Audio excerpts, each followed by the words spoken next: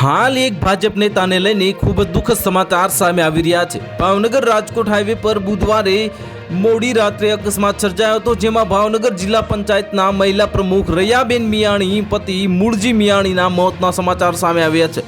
આ બાઇક પર સવાર મૂળજીભાઈ અજાણ્યા વાહન સાથે અથડાતા ભાવનગરના ભાજપ નેતાનું મોત નીપજ્યું હોવાની માહિતી સામે આવી છે।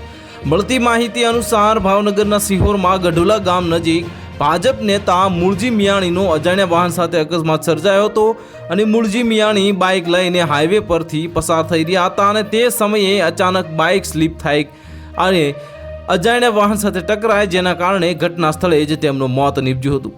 ઘટનાની જાણ થતાં જ પોલીસ અને એમ્બ્યુલન્સ ઘટના સ્થળે પહોંચી ગઈ હતી અને મૃતદેહને પોસ્ટમોર્ટમ અર્થે હોસ્પિટલ મોકલવામાં આવ્યો હતો અને હાલ સમગ્ર બનાવને લઈને સોનગઢ પોલીસે અકસ્માતનો ગુનો નોંધી અને આ વિશે વધુ તપાસ હાથ ધરી છે। જો કે પોલીસે હજુ સુધી અકસ્માતનું કારણ સ્પષ્ટ કર્યું નથી। ભાજપ નેતાના મૃત્યુથી પરિવારમાં શોકનો માહોલ છે। ઘટનાની જાણ થતાં જ ભાજપના આગેવાનો તેમજ પરિવાર સિહોરની CSC હોસ્પિટલ ખાતે પહોંચ્યા હતા।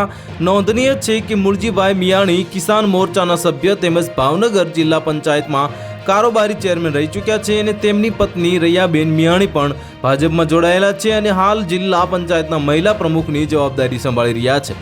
તો હાલ માટે આટલું જ, મળીશું નવી અપડેટ સાથે। જો તમને અમારા વિડીયો પસંદ આવતા હોય તો વિડીયોને લાઇક કરી દેજો, ચેનલને સબસ્ક્રાઇબ કરી બાજુમાં આવેલા બેલ આઇકનને દબાવી દો, જેથી તમને આવા સમાચારની અપડેટ મળતી રહે।